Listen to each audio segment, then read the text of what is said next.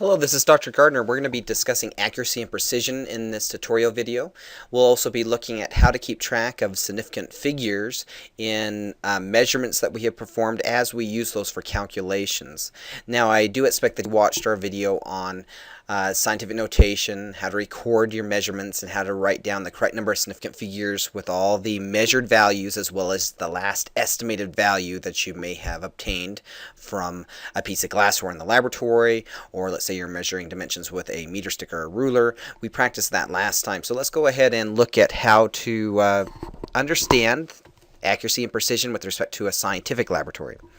Now, if I'm in a scientific laboratory and I'm looking at accuracy and precision, this is very different than you might consider these terms being used in our society. Sometimes they're kind of used interchangeably in our everyday lives. However, if we're looking at accuracy and precision in the laboratory, they have very specific meanings. Accuracy actually reflects on how close the average of your measurements is to the true value if we know what the value should be that we're trying to measure. Sometimes we may not know in the laboratory what the actual value would be, and in that case it's very difficult in order to determine accuracy. We might have to rely on precision. Now, the difference with precision is if I'm looking at precision, that's how reproducible my measurements are. How close are each of my measured values to one another? Am I able to very carefully get the same types of readings every time I take these measurements, or do they differ quite a bit every time? That's something we would want to look into.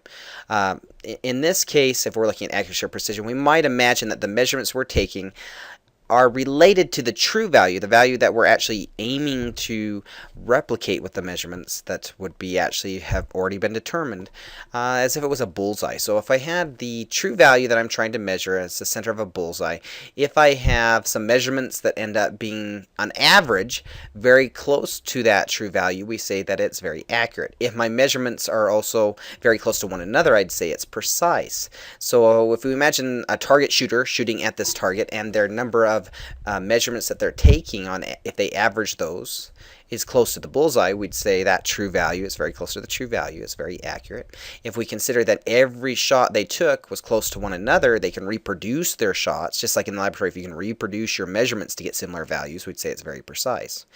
Now let's imagine that we're taking some measurements and they're very close to one another. So that would indicate precision. But if I average those measurements and they're not close to the true value, well, that may indicate that my measurements are not very accurate. Okay, so that's the case here. Now that may mean that your glassware that you're using or your measuring device, like a scale that you might be taking measurements on, could actually be miscalibrated. There could be what we call a systematic error, an error that's reproducible, that we're seeing that was always positive or always negative with respect to how we're taking a reading. If you always take a reading off a graduated cylinder with your eye above the line rather than getting your eye at the same height, you're going to get parallax error on every single reading. That would tend to indicate that you'd always get a value that's going to be too high or too low. So you're going to have a systematic error that will mean that you will not have good accuracy for those measurements. However, if you do that the same way every single time, this is why the same person is sometimes the best choice to take a reading in the laboratory when you're reproducing readings, because they'll tend to make the same mistakes. At least you'll get very good precision then if you're doing the same thing with the measurements every time very carefully. However, if you end up having that systematic error there, your accuracy may suffer. Okay. Now, here's a case where if I look at my measurements, they're kind of scattered in quite a few different locations. So they're not very reproducible. They're positive as frequently as they're negative. We're getting some random error in this case. And we would consider in that case, if I average them though, that the average is out pretty close to the true value, or a bullseye in this analogy. So I'd say this is an accurate set of measurements because the average is close to the true value, but it's not very precise. It's not very reproducible. If I were to only take one measurement, I'd actually have quite a bit of error. If I take two measurements, I may still have quite a bit of error. But we see in the laboratory, if we truly have this random error that we can average out to be close to the true value for accuracy, we want to take several readings. So in the laboratory, if we have time, we often will want to take 3 or more readings in order to minimize error that's random. If we go ahead and consider this experiment, experiment 1 on the left, if we look at all the shots that were taken, all these measurements, they're all over the place. So it's not very precise. It's not very reproducible. So they're getting very positive values sometimes compared to the true value, very negative values compared to the true value. And if I take the average of them in this case, it doesn't even cause me to be very accurate. So if I were to average these, I'm not close to the bullseye. I'm not close to the true value. So it's not very accurate at all. Now, I like to show this so students can try to visualize accuracy versus precision and the the difference between the two. But often in the laboratory, you're looking at your data table in your notebook. You're not looking at it at a bullseye. So let's actually look at some data, let's say in a research notebook. Let's say we have several students that are taking some measurements in the laboratory. So we have Tim, Cheryl, Sally, and Samuel. Okay, they have a calibrated mass. They're maybe trying to get the weight on their scale for this calibrated mass. And unknown to them, the true value for the mass is 1.50 grams. Okay, it's very carefully calibrated out to the hundredths place. So if we go ahead and look at this calibrated mass, and we have each student take 4 readings throughout the week, let's say, to get the mass of their weight. Let's determine their accuracy or their precision. Now, if I look at all of these readings, we could take an average of them. That average, if it's close to the true value, would indicate accuracy. So let's consider which of these are quite accurate. Well, we can see that Tim's measurement is high, so its accuracy isn't very good in this case. We could do some calculations in more advanced classes where we could determine percent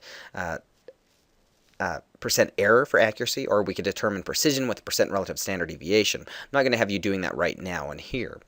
Now, however, if we look at Cheryl's, notice Cheryl's values are very accurate. If they average out to 1.5. Now, however, if we look at our measurements, we get one measurement that's 1.79, a second measurement that's 1.52, we get a measurement that's 1.21, 1.48. They're kind of all over the place. So she has very poor precision, even if her accuracy is good. So let's kind of think about that. If we go to Sally, we notice her accuracy is quite good here as well. Maybe just a little bit less than Cheryl, but it's quite close to that, very close to the true value here.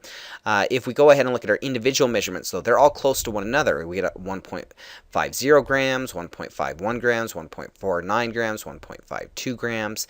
That all indicates here that she's very precise, very reproducible measurements each time, much more precise than Cheryl was, who had her measurements with a much larger deviation between the values.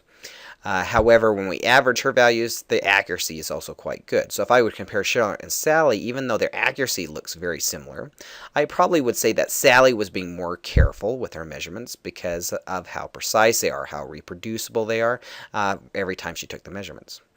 Now, if we look at Samuel, if we take a look at all of Samuel's measurements, well, if we average those, we get 1.79. So he actually has the lowest precision. Okay, I mean, he has the lowest accuracy. I misspoke. He has the lowest accuracy because his value is furthest from the 1.5, which is a true value. He actually has really good precision. Even though his accuracy is poor, his precision is good because we're reproducing the measurements very carefully here. 1.78, 1.77, 1.79, 1.80.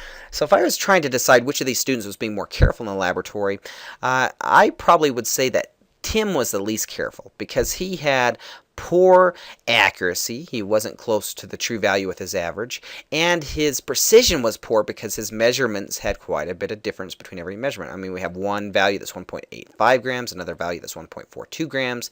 They're ranging a very large range over them. So he has poor accuracy and poor precision.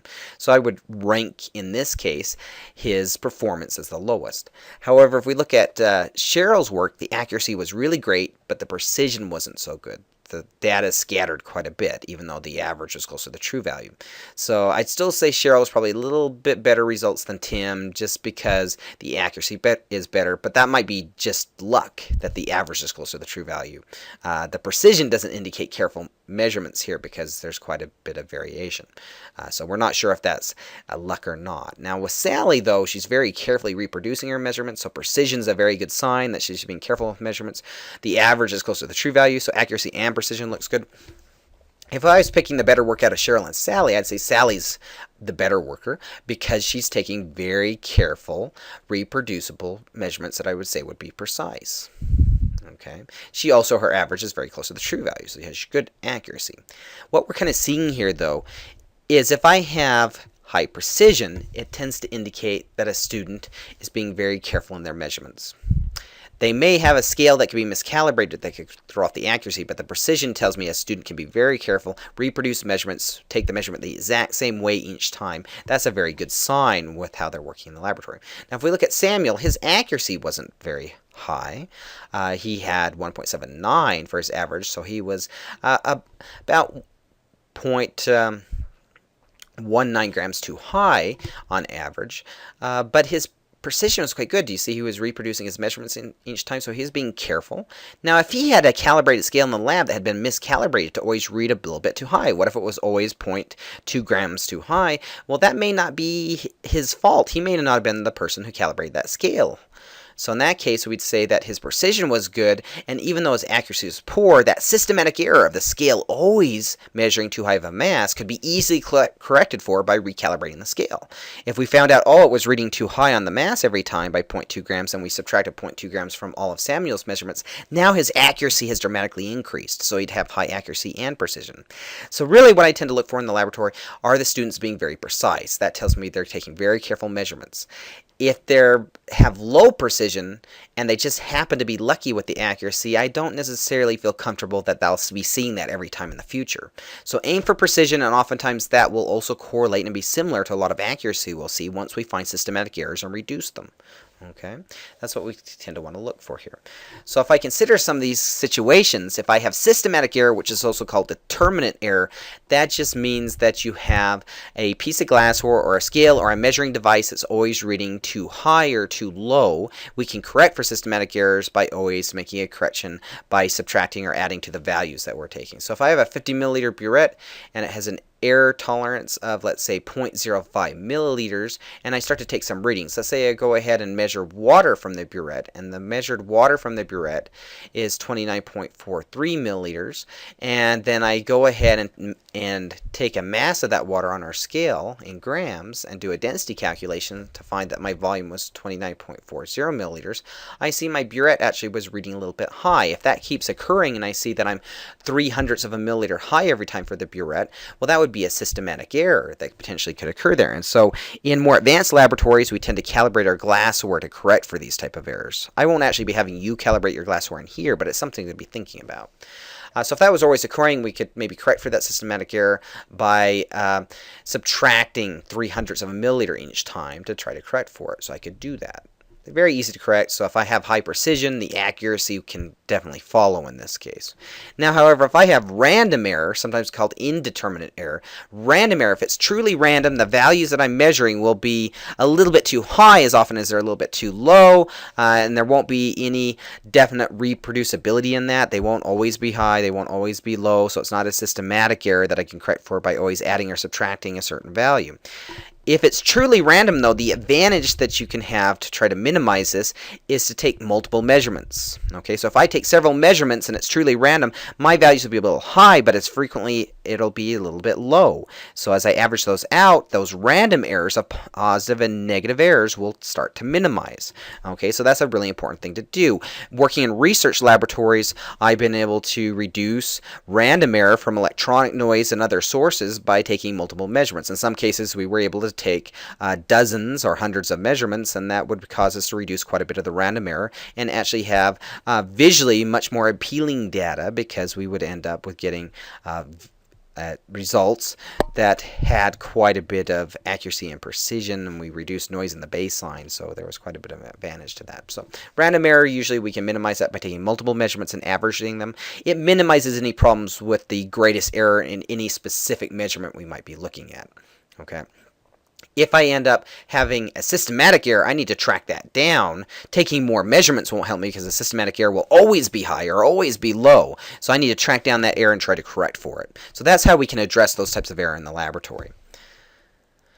Now, the next thing we want to talk about is how we keep track of our significant numbers and measurements. So in our last video, we learned how to take measurements, keep track of significant numbers, and when we start to look at how many significant digits or how many significant figures are in a number, we need to realize those are always when we have measured values. So if I have a measured value, we have a certain number of significant figures. The significant figures are determined or are limited by how accurate that measuring device is. Sorry, I mean what precision there is on that measuring device. So if I have very fine divisions on that measuring device, then we can easily get higher precision on our measurements by reproducing down to a smaller digit, out to, let's say, the tenths or hundredths or further, depending on the measuring device.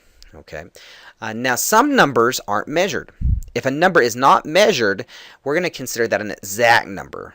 Okay, exact numbers have infinite significant figures. They are not limited based on the significance of a measurement. Okay, so cases where I have exact numbers that have infinite significant figures are where I'm counting a number of objects. And so, for example, if I ask you how many people are in your household and you tell me, oh, there's 4 people living in our household, it's really exactly 4. It doesn't mean when I say 4 that there's one significant figure. It doesn't mean that there's 4.0 with respect to the number of people and that there's 2 significant figures. It's not measured that way. It's counted. It's exactly 4 people. It's not as if some days we have 4.1 people and other days we have 3.9 people. We're ignoring the possibility of any grisly accidents and loss of limbs or anything. We just say there's exactly 4 people in the household. So if I use that number and multiply by 4 with respect to a measured value that does have significant figures, I don't limit the significant figures from the counted number.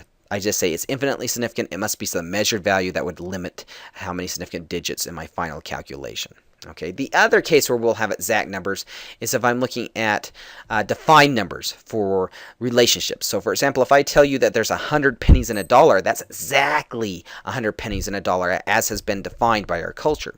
It's not as if some days a dollar has 99 pennies with respect to its value, or other days it has 101 U.S. pennies in its value. It's always 100. We defined it exactly $1 as 100 pennies. Or I could say that there's 100 centimeters in 1 meter. There's exactly 100 centimeters in 1 meter. It's not as if sometimes there's more or less. Okay, so even though I might write down 1 meter is equal to 100 centimeters, I actually mean 1 with infinite significant figures for the meter are equal to 100 with infinite significant figures for the number of centimeters present. It's exactly defined as that, so there's no uncertainty with respect to significant figures. So be very careful. I sometimes see students write down defined values and try to determine significant figures from those defined numbers or counted numbers as if they were limited to a 1. Let's say if there was that 1 meter, and that's not true. It's exactly 1 meter. That 1 actually has infinite significant figures in it. So a very common case that students will make errors is they forget this. They try to limit significant figures based on these values which weren't measured. So to realize I only keep track of significant figures or limit the number of significant digits in an answer based on measured values. I need to look at the measured values. Okay, so let's consider a case where we want to keep track of significant digits, though when we do have measured or calculated quantities that have measured values as part of the numbers used in the calculation. Okay. Let's look at a few numbers and determine our rules for keeping track of significant digits. Now, when I look at a number that you've written down, if it was a measured value, I'm assuming you thought about your significant digits. From this point in the course forward, every number you write down, you should be thinking, if this was measured, how many digits are significant? The reason I'm warning you about this is if you put these numbers into your calculators and do a calculation, your calculator isn't keeping track of the significant digits. It will give you back from that calculation quite a few decimal places, and some of those will have no meaning because you didn't measure precision on the measuring device out that far for that to have any useful implication on the calculations you're performing. Okay, so let's say I want to look at some numbers. Let's say we look at the following number. We have 3.215 kilograms, and it's measured to 4 significant figures. I know it's measured to 4 significant figures because I measured the ones place, the tenths place, the hundredths place, and the thousandths place. I must have estimated the thousandths place with respect to taking that measurement normally, or my scale, my electronic scale that I use, would have determined only out to that last digit here that was shown on the display reading. No digits beyond that would be significant if it wasn't displayed on the digital scale, or if with other measuring devices, if I don't have divisions that are fine enough on the precision to read any further, I won't write any more digits down. I often see students, though, not writing enough digits. So if you forget to write all the digits that were available on the scale in the laboratory, or all the digits you can go out to, including that last estimated value, right, that's between the divisions, if you forget to do that, then you will have the wrong number of significant figures. Now, however, if I read this in somebody's notebook, I would say this value has 4 significant figures. So our first rule for counting significant figures in a measured value, or a calculated value that came from measurements, is that if there's a digit that's not 0 as written, we indicate that that is significant. So there's 4 non-zero digits. We say they're all significant, 4 significant figures here. Now let's consider what we do once there's zeros in the values we're looking at that have been measured. So if we consider that if we have zeros between 2 non-zero digits, we consider that they are significant. So if I write down 501 meters, we consider that 0 is a significant digit. So I have 3 significant digits here, including that 0 that's sandwiched between 2 non-zero digits. Here's the reason for that. If I write down 501 meters, I'm telling the reader that I measured out to individual meters, right? So the tens place would definitely be significant as well. If I measured out to individual meters, well, tens of meters were measured as well, weren't they? So even though that's a 0 there, it is significant when there's 2 non-zero digits on either side. So 3 significant figures in this case. Okay. Now let's consider that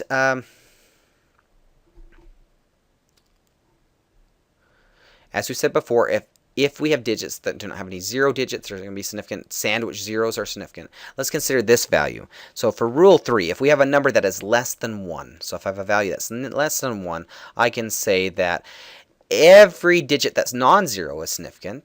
I can also say that the 0 sandwiched between these non-zero digits is significant.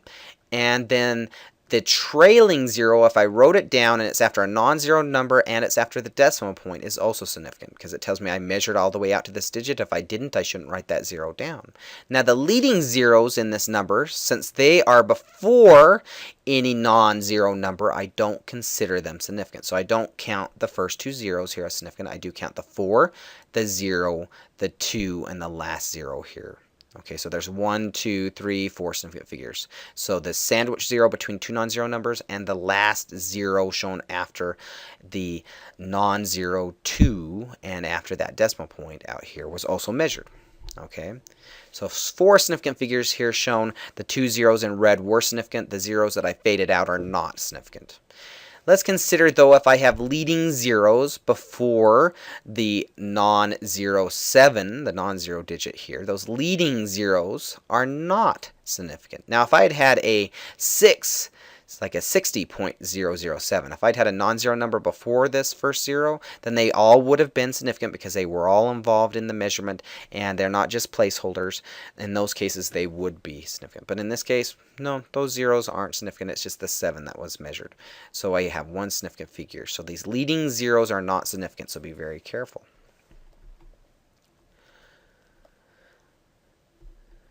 Now, if a number ends in 0 and there's no decimal point, we'll assume that the trailing zeros, if there's no decimal point shown, are not significant. So for example, let's say we were using a truck scale to take some measurements, and the truck scale was only precise with respect to hundreds of pounds. If it was only precise with respect to hundreds of pounds, well then when I'm reading 600 pounds on the scale, that first digit in the hundreds place is the last place there was any precision in the measurement. So that 600 could be fairly accurate out to, let's say it could have been 500 pounds, could have been 700 pounds. There's probably error in the hundreds of pounds if I write it this way.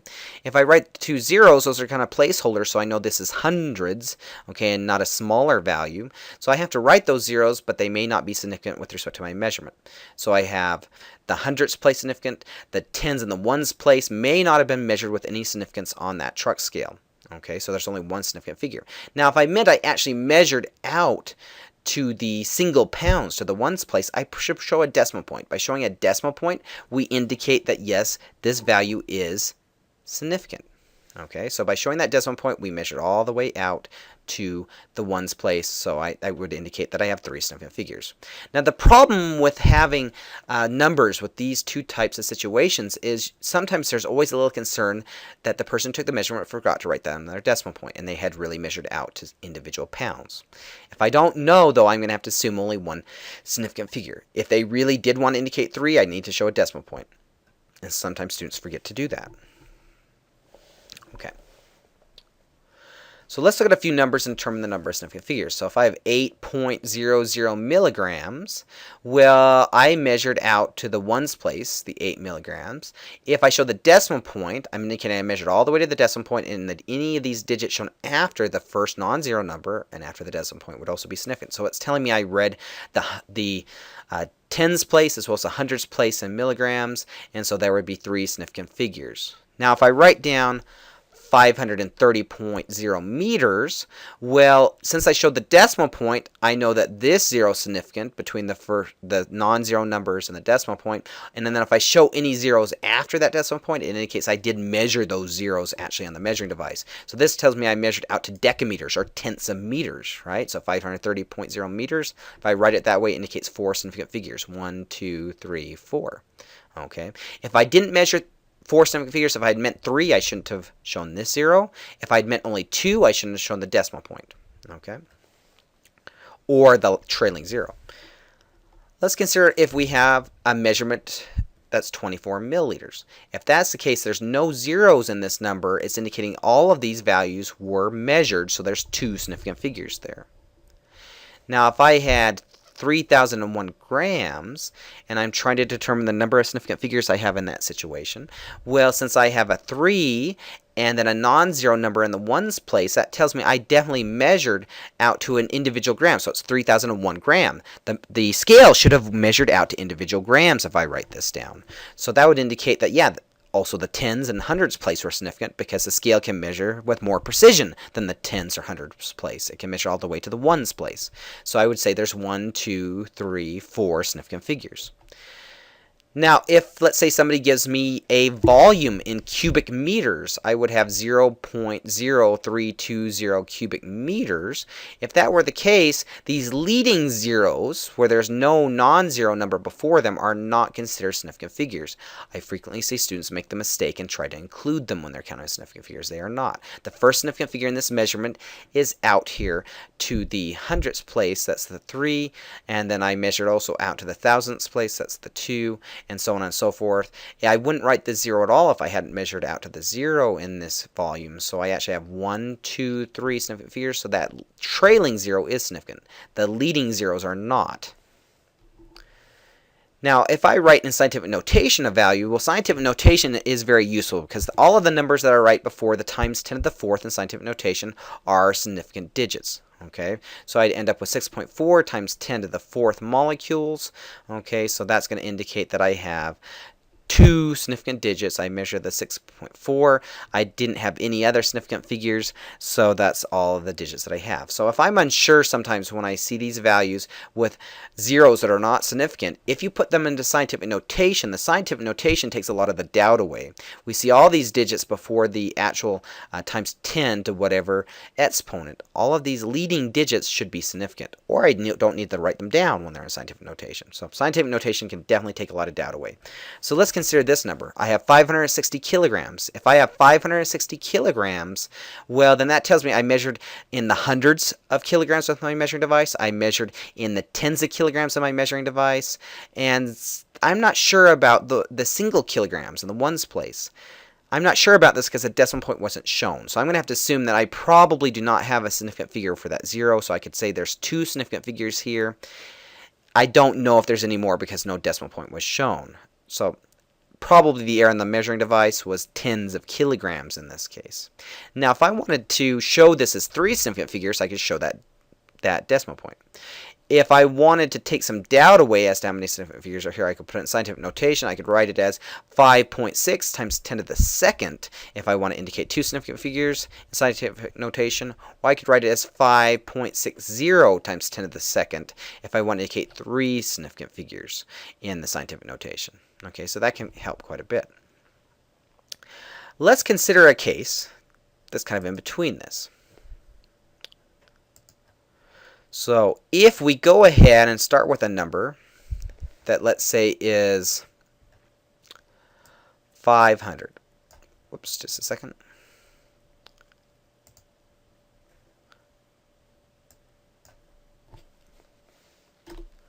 So if we have a number, I'm trying to grab a pin here for just a second here.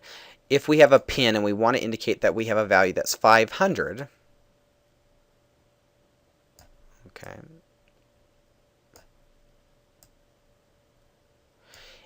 If I only have one significant figure for this measurement, I would want to indicate a unit, so this could be kilograms over here. If I only have one significant figure, it's okay as written, it's just the hundredths place is significant. Now, if I meant I measured out to individual kilograms, though, we would have to show a decimal point here. How would we indicate if there's 2 significant figures, if I had actually measured out to tens of kilograms? Do you see that there's kind of a problem here? I can't put a decimal point after the tens place, or I change the magnitude of the value, so that's not allowed. I also, if I put a decimal point after the last 0, that would indicate I measured out to the ones place, and I just told you we only measured out to the tens. So now this is very difficult as a standard number to indicate the number of significant figures. However, if I put it in scientific notation, we could write this as 5.0 kilograms. And the 5.0 kilograms now, whoops, I need to put that in scientific notation, so I'd write this as 5.0 times 10.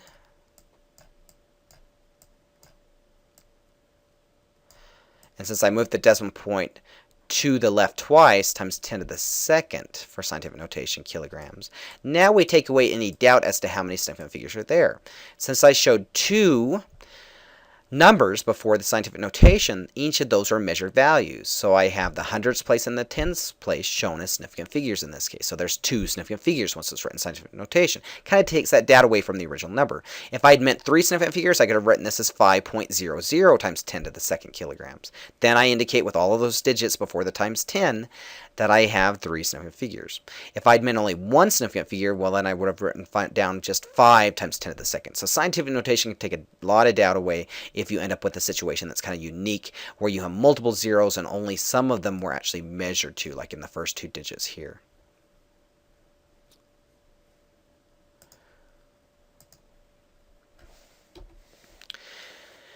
Now again, don't forget that if I have counted numbers or defined values, like with unit conversions in the metric system, those have infinite significant figures. Okay, they're not measured, so they're not limiting the number of significant digits. Now, if I want to keep track of significant figures when I'm doing calculations, well, I need to realize that I can take 4.51 in this case times 3.6666. If I take these two values, let's think about what they mean. If I write down 4.51, and if it's a value that's been measured, I've only measured out here to the hundredths place. Okay, if I multiply that by a value that's been measured out further than the hundredths place, even though I have more precision on the second value, I have less precision on the first value, so it doesn't make any sense if this is my final number I'm reporting to report more than the least number of measured digits when I'm multiplying. This is true for dividing as well. So when I multiply or divide two values that have significant figures in them for measurements, the answer should be reported, if it's my final answer, with the same number of significant figures as the least number of significant figures in one of my measurements. So here I should have 3 significant figures because my least significant measurement only had 3. Okay, so this is my final answer. I'd write down 16.5. Now, however, if I was going to use this number for another calculation, I wouldn't want to round yet until I get to the very final number in a step of several calculations. So remember that. Don't round until the very end number. Then I want to, in the several calculational steps, round to the least significant figures. If you round on every single step, you introduce what we call rounding error, and you're going to find that you end up being off on your calculations with respect to rounding on every step, and sometimes that'll be enough. It'll throw you off on the exact value you need to enter for, let's say, online homework, so you'll want to be careful with that. Now, if I add or subtract numbers with significant digits, we follow a different rule. It's not just the least number of significant figures. We want to go ahead and, let's say, look at here, adding 89.332, I've measured this all the way out to the thousandths place, but if I'm adding that to a value that's been measured only to the tenths place, well, then we kind of lose some meaning beyond the last digit in this measurement that was significant. So if I add these two, I can put an invisible line behind the 89.332. That invisible line indicates any digit beyond that. Not significant because I don't have precision in one of the values used in the calculation beyond the tenths place.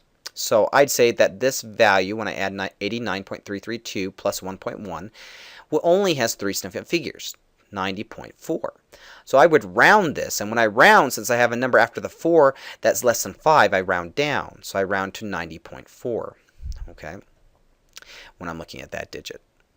So only 3 significant figures. If I was going to use this for another calculation, though, I'd wait to round. I often tell my students with the last couple of numbers, if they're not significant, show those as subscripts if I'm trying to keep track of them in multiple steps. So I remember those aren't significant figures, but I'm not rounding yet. So if you always kind of show those as a subscript, that'll help you out. Let's consider if we're subtracting. When I subtract, I also keep track of the fewest number of significant figures. So here I have 3.70 measured out to the hundredths place, and I'm subtracting 2.9133 that's measured out to 2 more significant decimal points. We're still limited with the meaning of our answer by the least precise measurement that was taken.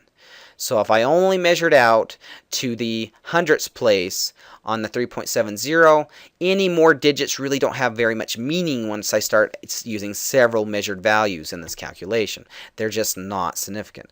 So if I write this down, I could write down 0.78. The last place that was significant was the hundredths place, so that 8 is the last significant digit. Any other digits aren't significant. If I am going to use this number for another calculation, I do not round, so I might put the 6 and the 7 as a subscript at the end to indicate, okay, well, these numbers we don't want to round yet, but they aren't significant, so I'll know to remember that as I continue on.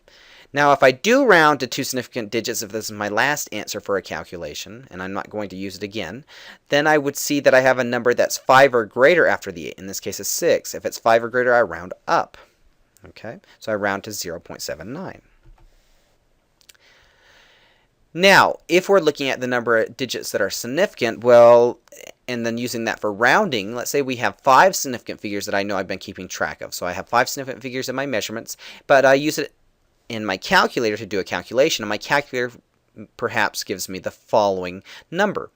If I only have 5 significant figures, I need to round until there's 5 significant digits. So that would be 1, 2, 3, 4, 5 that are significant. I look one number beyond that last significant figure to try to predict where I should round.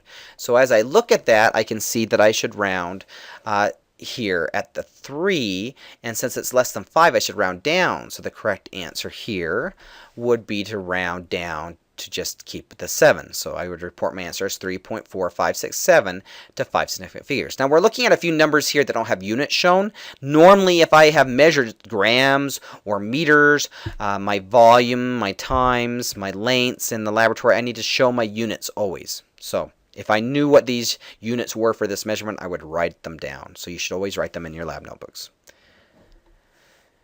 Now, if we have a digit, though, that I'm rounding, and it's greater than 5, so if it's 5 or greater, so if I was rounding to 5 significant figures in this value, 3.4567753, and I wanted to round here, since this 7 is not a significant digit, and it's the first digit beyond my last significant digit, I would round up to 3.4568. Okay. Now let's try doing a little problem. So let's go ahead and look at the following calculation. I'm going to take 56.3, subtract 47.25, and then after I get that subtraction problem completed, I'm going to divide by 6.13 in my calculation. These are all measured and shown with the correct number of significant figures for those measurements. I want you to decide, if you are reporting the answer and rounding to the correct number of significant figures, what value should you report. So go ahead and pause the video for a second if you'd like, and decide amongst your classmates as to which of these would be the best value to report. Okay. Okay, so once you've decided on the answer to this problem, let's determine how we would calculate this. So let's go ahead and walk through the calculation. I take the 56.3, I'm going to subtract 47.25. Now, since I'm doing subtraction here, we need to follow our rules for significant digits with subtraction, and we need to look at the last measured digit that was actually measured here. That was the the 10th place here.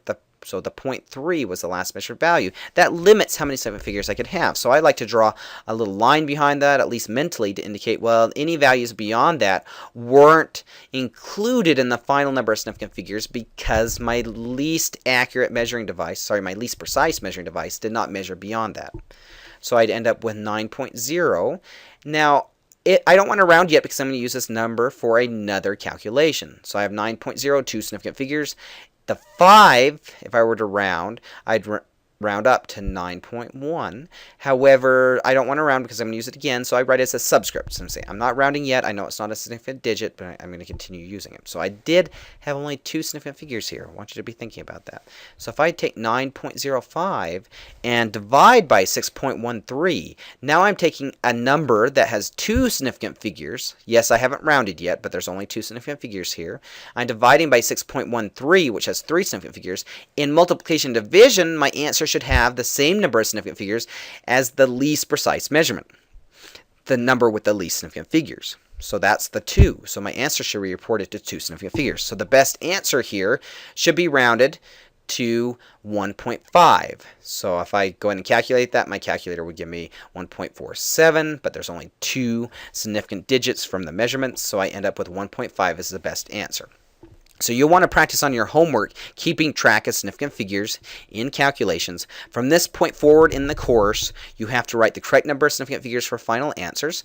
I do ask that you box final answers in calculations and that you write your units. So I'll be looking for all of those things throughout the rest of the course. So yes, I will keep checking for significant figures from this point forward. So it's very important that you learn to write the correct number. Okay, thank you very much. We'll talk to you soon.